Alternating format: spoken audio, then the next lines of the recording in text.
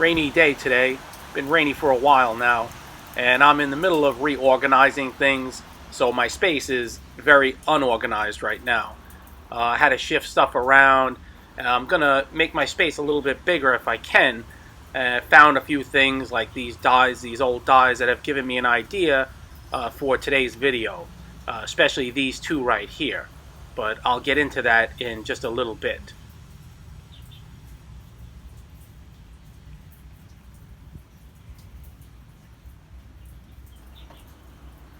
Neighbor below me is having a water issue with a leak, so I think I found where the problem is in the corner on this other side here.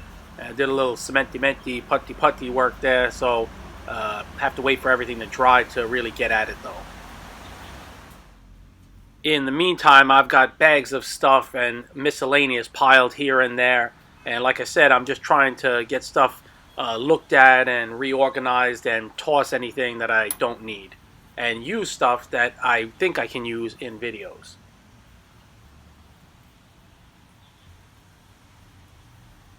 I want to give a big shout out to Jeff Hawkins, James Dunn, and Donald C. Henley. They all recently donated to the channel and very generously, and I really appreciate it. Thank you.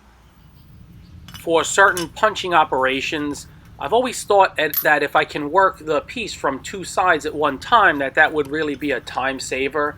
And so I'm going to fool around with that idea today using my guillotine tool guide and making a special pair of dies.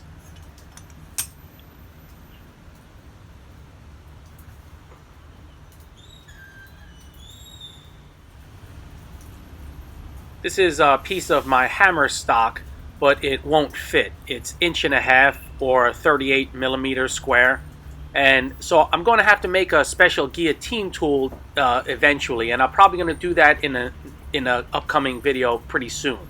So you can see here, that's a piece of 1.5" flat.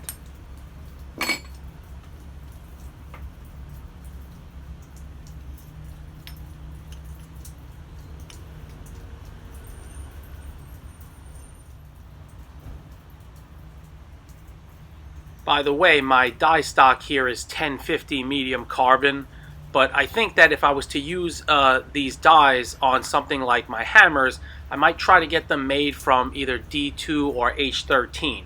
So I'm going to make this pair, see how they hold up with just mild steel. It should be pretty good, and we can take it from there.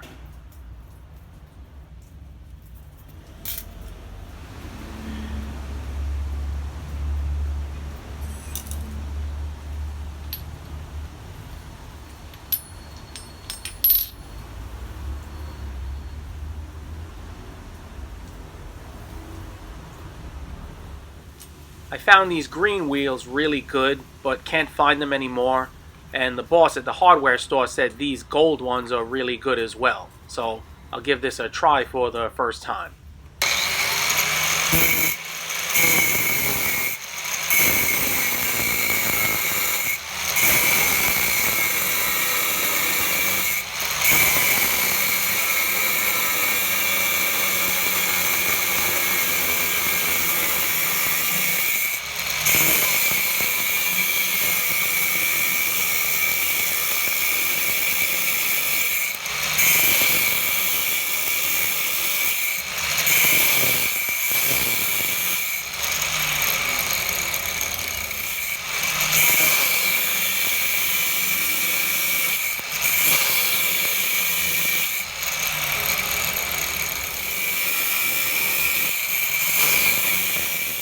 From what I can see, these wheels are really good and they're more durable. I've hardly worn this one down.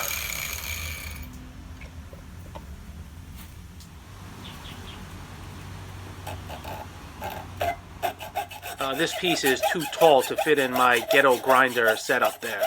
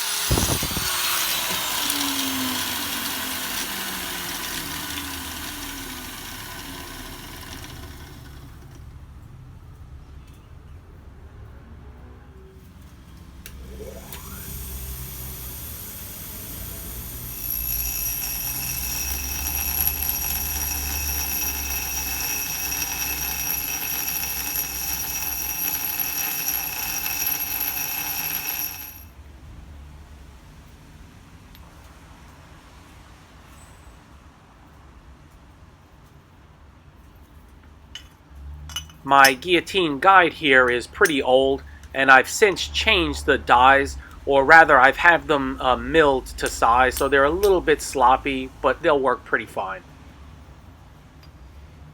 So I think you can get the idea of what I want to do. I mean, this is nothing revolutionary, but for hand hammering, it is a little bit unique. I need to heat treat the dies.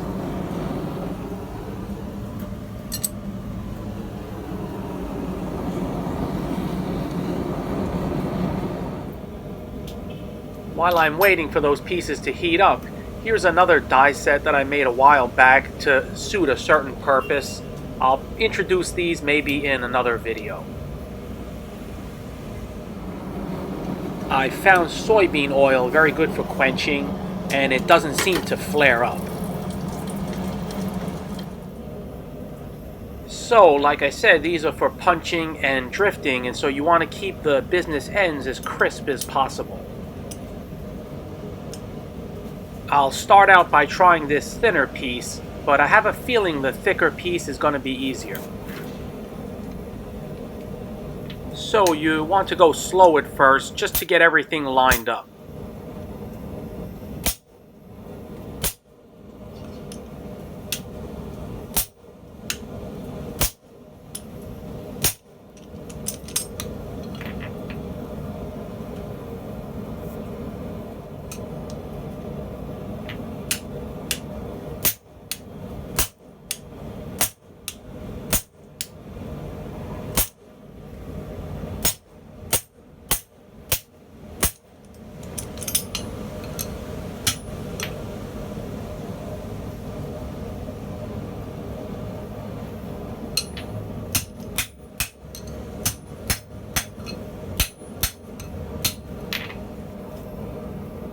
You want to periodically cool the dies.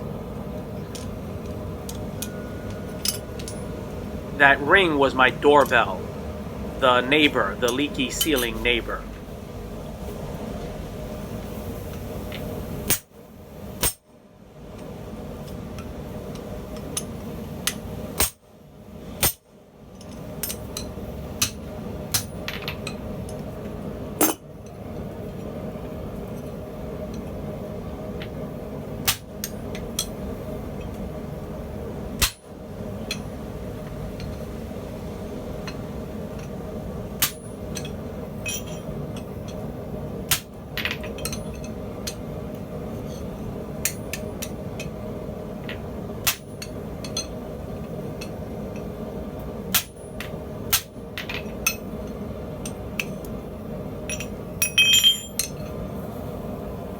Okay, so that's fine, but in this thin piece, it's really nothing to write home about.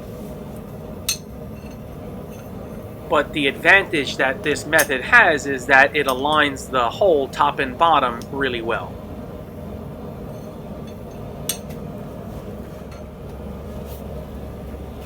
Okay, on to this thicker piece, and I think this is where this setup will really shine.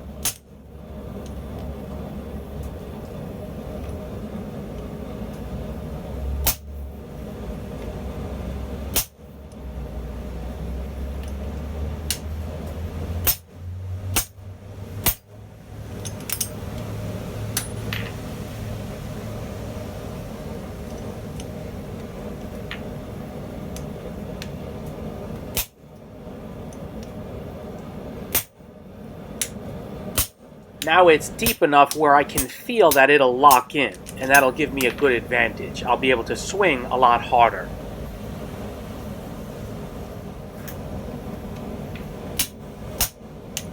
I can feel I'm really making headway.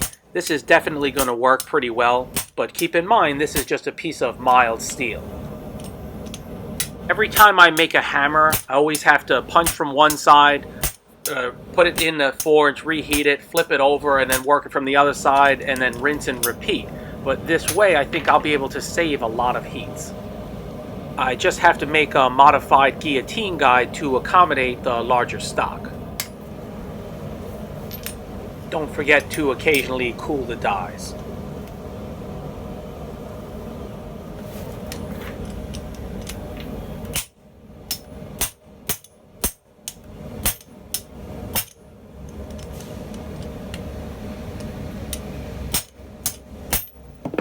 Well, that was unexpected.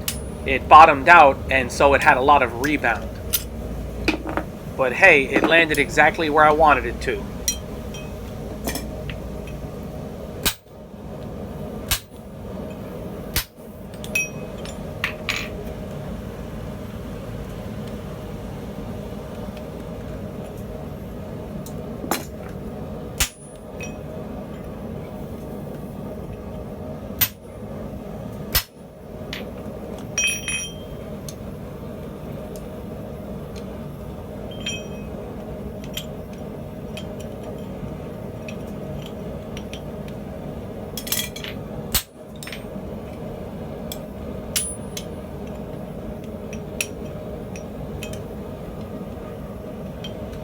I'm really pleased with this first trial and the consistency I got on this piece.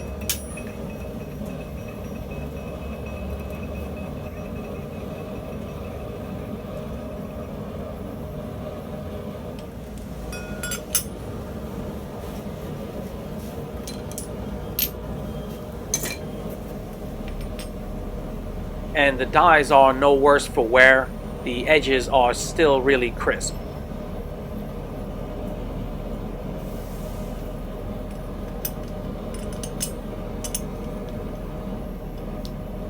I'm going to continue with this and make dies for punching different shapes and at different depths. Catch you guys next time.